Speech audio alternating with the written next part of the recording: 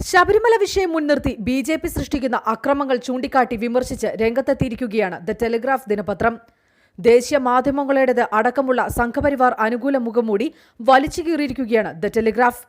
ശബരിമല വിഷയത്തിൽ സംഘപരിവാർ ശക്തികളോട് കാണിക്കുന്ന മയത്തിലുള്ള നിലപാടിനെ രൂക്ഷമായ ഭാഷയിൽ വിമർശിക്കുകയാണ് പത്രം. പത്രത്തിന്റെ സൂപ്പർ ലീഡായി നൽകിയ ചിത്രത്തിന്റെ ഹെഡിംഗാണ് ഇപ്പോൾ ശ്രദ്ധേയമായിരിക്കുന്നത്. കല്ലും വടികളുമായി നിൽക്കുന്ന അക്രമസക്തരായ ചെറുപ്പക്കാരാണ് ചിത്രത്തിൽ.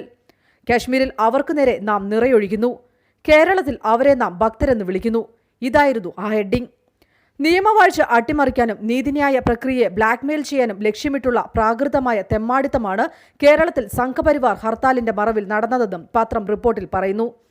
ശബരിമലയിൽ യുവതികൾക്ക് പ്രവേശിക്കാമെന്ന സുപ്രീം കോടതി വിധി വന്നതിനു ശേഷം കേരളം സാക്ഷിയായത് ആചാരത്തിന്റെ പേരിലുള്ള രാഷ്ട്രീയ മുതലെടുപ്പുകൾക്കാണ്.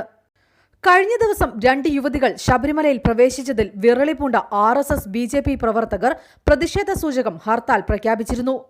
ഹർത്താൽ ദിനത്തിൽ സംസ്ഥാനമാകെ അക്രമം അഴിച്ചുവിടുകയായിരുന്നു ഭക്തർ എന്ന് അവകാശപ്പെടുന്ന ആ സംഘപരിവാറുകാർ.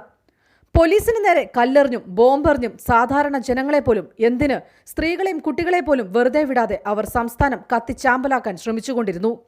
എന്തിനുവേണ്ടി നിങ്ങൾ അക്രമം അഴിച്ചുവിടുന്നു എന്ന ചോദ്യത്തിന് അവർക്ക് ഒരേ ഒരു ഉത്തരം മാത്രം: അത് ദൈവത്തിനു വേണ്ടി.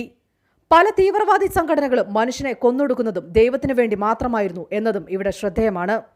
എന്നാൽ ഈ അക്രമത്തെ പല ദേശീയ മാധ്യമങ്ങളടക്കം ഹിന്ദുക്കളുടെ പ്രതിഷേധം എന്ന് പറഞ്ഞ് വിഷയത്തിന്റെ തീവ്രതയെ ലഘൂകരിച്ചു കാണിക്കാൻ ശ്രമിച്ചപ്പോൾ ദി ടെലിഗ്രാഫ് എന്ന ദിനപത്രം യാതൊരു മടിയും കൂടാതെ ആ മുഖംമൂടി അങ്ങ് വലിച്ചു കീറി.